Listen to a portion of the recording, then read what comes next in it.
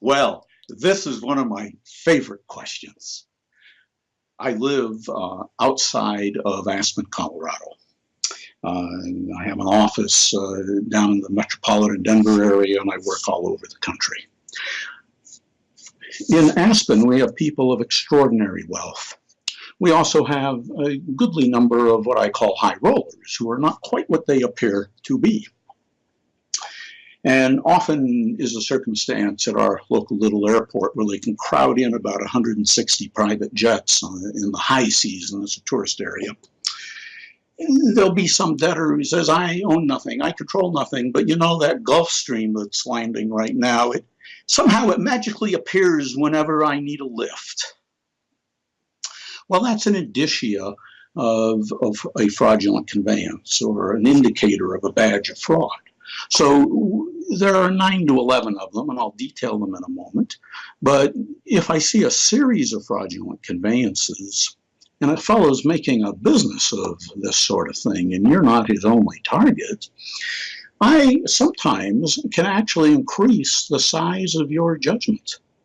So how do I do that? Well, you have a judgment. That gives me a hunting license to go after assets. If I see a fraudulent conveyance, I file a separate suit to set aside the conveyance and reach the asset, and oftentimes asserted liability against additional persons who got the asset. In addition, if I see a series of these transactions, I can then assert a claim for a pattern of racketeering activity under state or federal statutes. This does a couple of things. If successful, it labels the wrongdoers as racketeers, and no one seems to be fond of that label for obvious reasons. It tends to interfere with their ongoing business endeavors. But second, it automatically gives me a recovery of 3 times the amount of the damage you have suffered or your claim. So I can magnify it by an order of 3 under those particular circumstances. In addition, it affords us a recovery of attorney's fees and costs. Depending how your particular judgment reads, you may or may not be entitled to recover your post-judgment attorney's fees.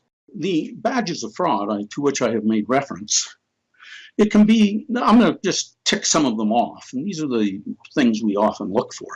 Insolvency or indebtedness of your debtor at the time an asset was transferred. If your debtor becomes insolvent at the time you made the transfer. If a debtor transfers all of his, her, or its assets. Lack of consideration for the transfer or inadequate consideration in the transfer of property. A voluntary conveyance under either prohibited circumstances or suspicious circumstances.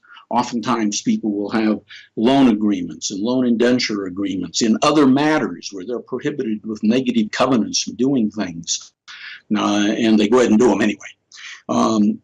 The pendency of litigation or the mere threat of litigation. I've sued you, or I'm coming after you, or other people have sued you or are coming after you. And in those circumstances, you start conveying assets. Certain insider relationships between the debtor and the people to whom he transfers assets, such as close family members and certain business associates. These can all taint a transaction.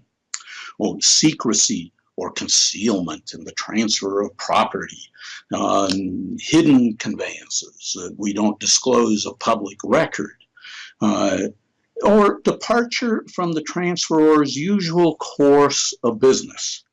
The retention, and here's your Gulfstream jet plane example, the retention of possession, benefits, or use of property that you've allegedly conveyed away or transferred away. This is the classic I own nothing but control everything circumstance.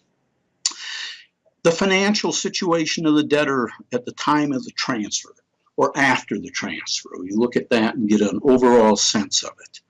The existence of a cumulative effect of a series of transactions after the onset of the debtor's quote, quote, financial difficulties.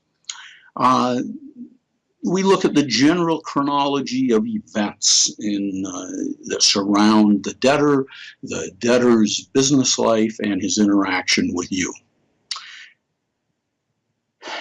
Also, facts or circumstances surrounding a transaction that indicate that your debtor is trying to hinder or delay or defraud someone, and especially a court or an opposing party or a creditor. We can get just as far with hindering and delaying as we can with proving fraud. So these badges of fraud that I've identified do not limit the range of what constitutes a fraudulent conveyance.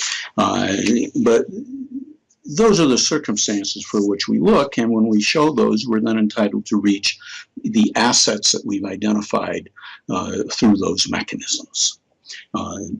Beyond that, I think I really need to know about your particular circumstances and what you can tell me about your particular debtor.